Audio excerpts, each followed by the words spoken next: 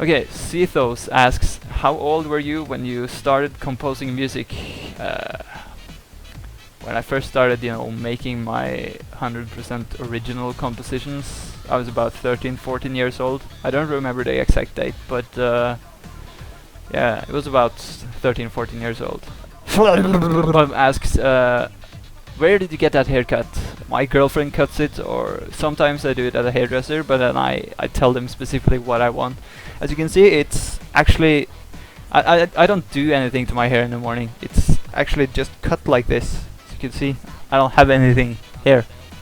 The name is Uppercase asks, what is your favorite song that you wish that you made? Oh, that's a really hard question, but it's kind of a cool one as well.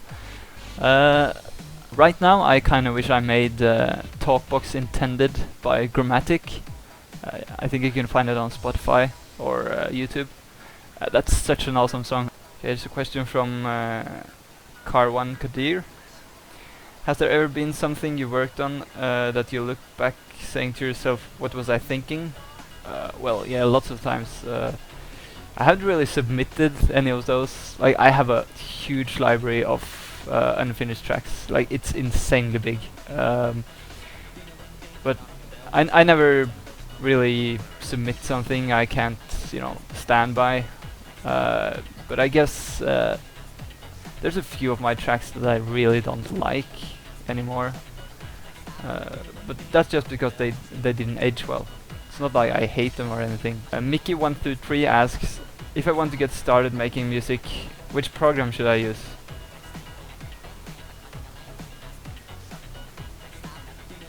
Loyalist Viral asks, how did you learn English at school?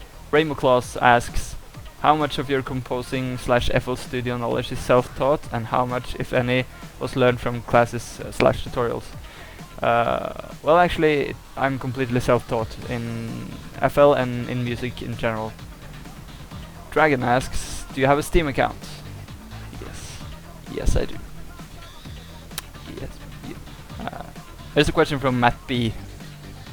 How did your songs get into Geometry Dash, and have you asked them or have they contacted you? Well, the creator of Geometry Dash contacted me.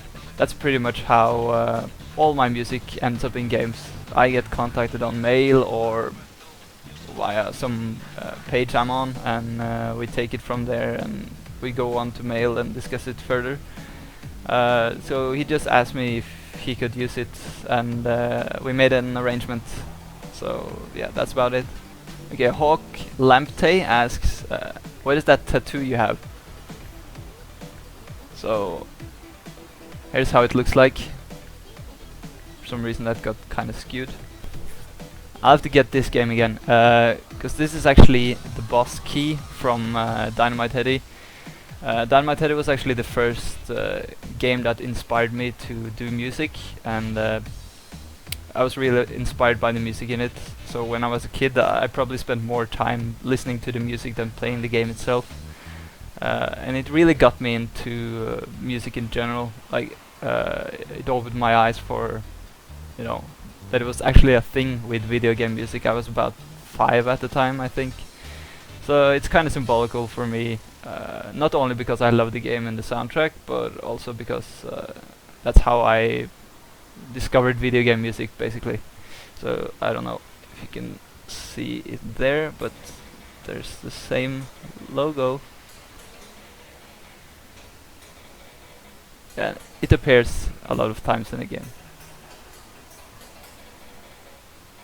IRL Daves 007 asks, whatever happened to the triple mashups? I really like those you put out, but it's been so long since then. Well, the reason why is I don't feel like I have 3 songs to do mashup. Basically, I don't feel like. Well, okay, that's not a good reason, to be honest. I guess I just haven't thought about it. It's mostly to get those old songs out in a reasonable way, because I didn't want to submit them as a standalone song, since it's been so long since I made them and they were so out of date in my eyes. So it was a way to submit several songs at once without it being like a main attraction, like on the main playlist. But I guess I'll do more after a while when, yeah, if I find a song in my library that's really old but still good enough to submit. So there will be more. Just it's gonna take time, I guess. Snorts of Happiness asks, what is your favorite part in the process of making music? I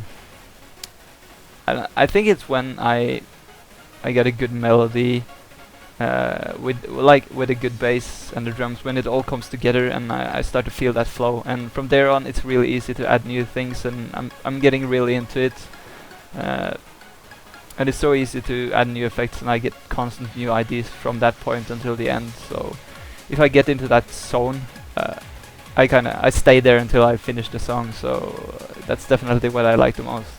Latisan Skylay, I think that's how you pronounce it, asks, where did the name Waterflame come from? That's an interesting question, actually. Before I started doing this professionally, I just had a random nickname at Newgrounds. I was so little when I made the account, so I just called myself something random.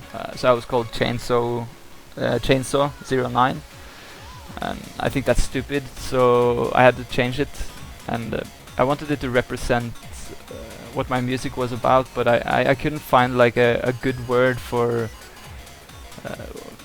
the hybrid of the stuff I make, like the fact that I mix genres and styles and the dark and the light moods, and I don't have a set style apart from my signature way of making music. So I wanted to find kind of like a word that represented